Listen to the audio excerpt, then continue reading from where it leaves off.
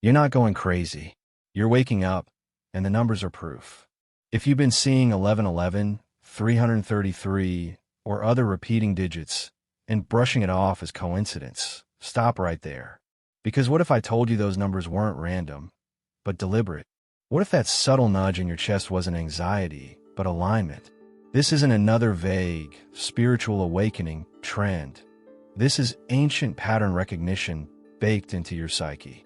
Carl Jung didn't call it synchronicity for nothing. These signs are the language of your soul, and they're not just trying to comfort you. They're trying to redirect your entire life. By the end of this video, you'll finally understand what the universe has been whispering through those angel numbers, what your higher self is guiding you toward, and why ignoring these cosmic signs is costing you more than you realize. This isn't theory. It's practical philosophy for anyone tired of feeling lost, disconnected, or stuck. You've been asking for guidance. You've been begging for clarity. This is the answer. Ready to remember what you already know? What synchronicity is and how it works. Synchronicity isn't just about strange coincidences. It's how the universe whispers in your ear when logic can't explain what you feel. Carl Jung wasn't theorizing something abstract. He was naming a living bridge between your inner life and the outer world. Imagine thinking about someone you haven't seen in years, and they text you 2 minutes later. That's not a fluke. That's your unconscious recognizing a deeper frequency, a pulse beneath time and space that connects all things, psyche, symbol, and circumstance. These moments of synchronicity are soul reminders, nudges from your higher self, signaling that your mind is in conscious alignment with a truth your ego can't quite name. And the funny thing? It often starts subtly. You keep glancing at the clock, and there it is again, 11:11. You brush it off, but the pattern keeps poking at your awareness like a cosmic tap on the shoulder. It's not the number that matters. It's the frequency you're resonating with when it appears. That's where the message lives. What if synchronicity isn't happening to you, but through you? Think about it. You're not a passive receiver of signs. You're a co-creator, broadcasting signals from your vibrational frequency. The world reflects them back through archetypes, numbers, patterns, and symbols. Psychoanalysis might call it projection. Philosophy calls it meaning-making. But either way, you're being asked to pay attention. Attention, after all, is energy, and where energy flows, transformation follows. And yes, you might wonder, am I just reading into things? That's a fair question. But ask yourself this. Why does the pattern stir something inside you? Why do certain numbers feel intimate, almost sacred? Synchronicity bypasses logic and hits you in the gut. That's its power. It's not about decoding. It's about recognition. Think less like a scientist and more like a poet. That's where intuitive awareness begins. That's where spiritual guidance sneaks in. The deeper truth is that synchronicity doesn't need your belief to exist, but it does respond to your attention. The more you dismiss it as random, the louder and more precise it gets. Not to convince you, but to awaken you. And eventually, even the most skeptical mind runs out of excuses when the same symbols keep appearing like breadcrumbs from the universe. But maybe, just maybe, those breadcrumbs are leading somewhere. Maybe even straight into the language of numbers. Numbers as vibrational archetypes. Most people think numbers are just math, dead symbols on a clock or screen. But in the art of living, numbers are alive. They hum with resonance, like tuning forks for the soul. When Carl Jung spoke of archetypes, he wasn't just referring to images. He meant universal patterns, including numerical ones. 1111 isn't just a timestamp. It's a portal. A moment when the veil between mind and matter thins, and the self gets a glimpse of its blueprint beyond logic. Numbers, in this sense, aren't counting, they're calling. Think about it. Why do you feel something stir when you see repeating numbers? Not everyone does. But if you're reading this, chances are your inner life reacts to them, like a piano string vibrating in sympathy. That's vibrational frequency at work. Not New Age fluff, but symbolic resonance, the language of the unconscious.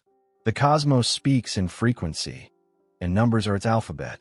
They bypass words entirely, communicating straight with your intuitive awareness. That's why you don't think the number, you feel it. And each number, it's an archetype, a reflection of something within you. Not just data, but meaning. Take the number 1, for example. It's not just one. It represents initiation, individuality, the beginning of the individuation process.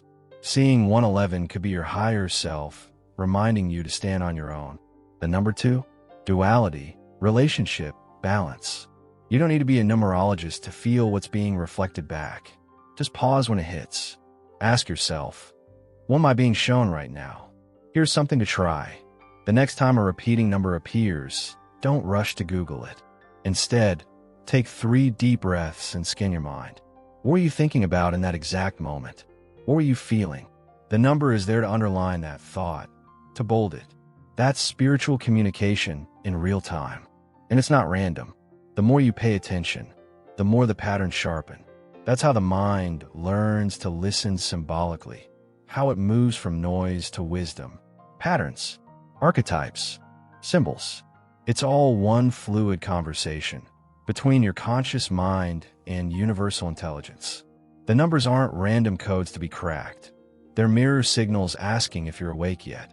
And if you are, what comes next might just depend on what you're willing to see when you look, and not just with your eyes. Because whatever you're seeing now, that's already shaping your reality, even if you haven't realized how. Attention and the power of manifestation. Here's the thing no one tells you. What you pay attention to isn't innocent. It's an invitation. Attention is energy. It's not just passive observation. It's creative force. That's why the moment you start noticing synchronicities, repeating numbers, or strange alignments, your life begins to shift. Not because the universe suddenly got interested in you, but because you tuned into its frequency. As Carl Jung said, until you make the unconscious conscious, it will direct your life, and you will call it fate. That's not a metaphor. That's manifestation 101. Think of your attention like a camera lens. If you zoom in on fear, you'll manifest more reasons to be afraid. But zoom in on alignment, on conscious symbolism, and the cosmos responds with synchronicity. That's not magic. That's physics meeting metaphysics. Your vibrational frequency adjusts reality like a tuning knob. Ever wondered why certain people always seem lucky? They're not lucky. They're aligned. They notice the signs. They follow them. They believe them. And that belief opens doors no logic could ever pick. If you've ever set an intention, really felt it in your bones, and then saw signs that felt too perfect to be chance, that's it. That's manifestation in action. The mind, when synced with higher self and universal intelligence, becomes a magnet. And the law of attraction isn't a gimmick. It's a reflection of the inner dialogue between your soul and the pattern recognition software in your psyche. Attention plus emotion equals creation. Every thought backed by belief is a spiritual blueprint. Try this. For 1 week, carry a small notebook or use your phone to track every moment you notice repeating numbers or meaningful coincidences. Then, beside each entry, write what you were thinking or feeling right before it happened. You'll be shocked at the patterns. That's not just journaling. That's training your mind to see the symbolic language behind reality. You're teaching your awareness to become a sculptor of outcomes, not a victim of circumstances. That's practical philosophy in action. And the deeper truth, the more seriously you take the signs, the more they show up. The more you honor the signal, the more potent it becomes. You're not just witnessing life, you're in dialogue with it. Numbers, symbols, nudges, they're all messengers. The question is, are you truly listening or just waiting for reality to scream before you believe it meant something? The risk of ignoring the signs.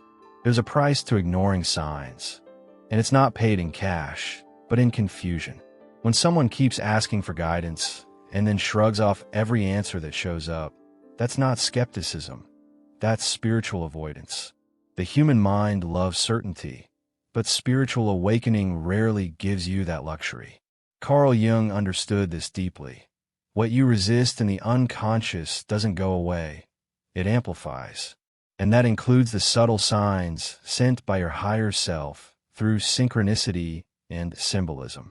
You asked for clarity, and the cosmos responded through numbers, dreams, angel numbers, patterns, gut feelings. But when you dismiss these as just coincidence, you're not being rational.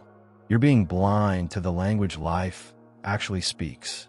Divine timing doesn't knock twice in the same way. When a message is ignored, it doesn't linger. It leaves, not out of spite, but because spiritual guidance is a collaboration, not a command. It honors your free will. If you won't listen, it won't shout. It'll just step back. Here's the kicker. Disconnection isn't punishment. It's consequence. When you stop answering the call, the line doesn't stay open forever. Have you ever noticed how synchronicities used to happen all the time, and now it feels like silence? That might be a clue. Not that you're being punished, but that your attention has drifted, that your vibrational frequency has fallen out of alignment, and what once felt magical now feels distant. That's not fate. That's feedback. Let's get practical. Next time you feel like you're not receiving signs anymore, don't spiral. Recalibrate. Ask yourself, where did I stop listening? Review your journal. Revisit old dreams. Re-engage with your intuition through meditation, breath work, or even something simple like a silent walk with no phone. The mind needs stillness to hear. The self needs space to feel. If synchronicity feels gone, maybe it's waiting for you to return to yourself. That's not failure. That's the invitation to start again, wiser. And if the signs return, don't analyze them to death. Don't beg them to explain themselves. Just respond with presence, with inner alignment. Because at the end of the day, every missed sign isn't about the sign itself. It's about the version of you who was ready and chose not to answer. But maybe next time, they won't knock. Maybe they'll simply appear inside you, asking the one question that matters most. Are you listening now? How to respond to the spiritual call. So the signs showed up. The numbers appeared. Your inner life stirred. Now what? Here's the truth. Spiritual communication doesn't want analysis. It wants intimacy. You don't decode 1111 the same way you don't dissect a love letter from someone who sees your soul. You feel it. You sit with it. You let it move something in you. That's how the human mind learns to surrender to higher intelligence. Through resonance, not calculation. Archetypes speak in images. Numbers speak in pulses. Don't overthink the divine. Each number isn't a riddle to solve. It's a mirror asking, are you aligned? That's the real game. Not Googling interpretations, but turning inward and asking, what am I vibrating right now? What frequency am I living in? Responding to synchronicity is less about chasing answers and more about noticing your state. Are you in your shadow, lost in projection and self-doubt? Or are you inhabiting yourself, your conscious awareness, your intuitive wisdom? The number simply opens the door. You're the one who has to walk through. You don't need a master plan. Start small. Where do the signs appear most often? Is it in relationships? During solitude? While journaling? Follow that thread. That's how universal intelligence designs your curriculum. If the same number shows up when you're doubting yourself, that's not random. That's guidance. Write it down. Reflect. Let it become an inner dialogue. Let it shape your actions, your choices. Practical philosophy isn't abstract. It's living your symbols instead of just thinking about them. And remember, responding doesn't always mean doing. Sometimes it means being. Being still, being honest, being aware. If a number catches your attention and your only response is, whoa, that hit deep, that's enough. That is the response. Energy moved. Frequency aligned. That's what matters. This isn't about hustle. It's about harmony. The best part? That awareness compounds. Each moment of attention builds a bridge back to your higher self, one number at a time. Because in the end, the numbers aren't leading you outward. They're guiding you inward. The synchronicities, the symbolism, the cosmic breadcrumbs, they all converge at one point. The self. That's where individuation begins. That's where soul reminder turns into soul remembrance. And that, my friend, is when the real journey starts.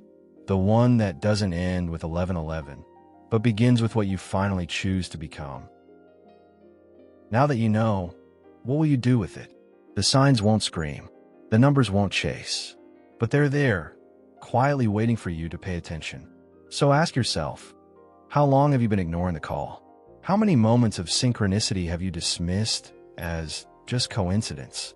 The universe is strategic with its messages. It doesn't waste energy on people who don't listen. But you've been listening, and now it's time to respond. What part of your life has been tugging at your conscience lately? Where are the patterns showing up? Is it your relationships, your career, your dreams that won't let go? This isn't about becoming someone new. It's about remembering who you were before the world told you to forget. So start today. Keep a synchronicity journal. Meditate on the numbers that show up. Let your attention become sacred again.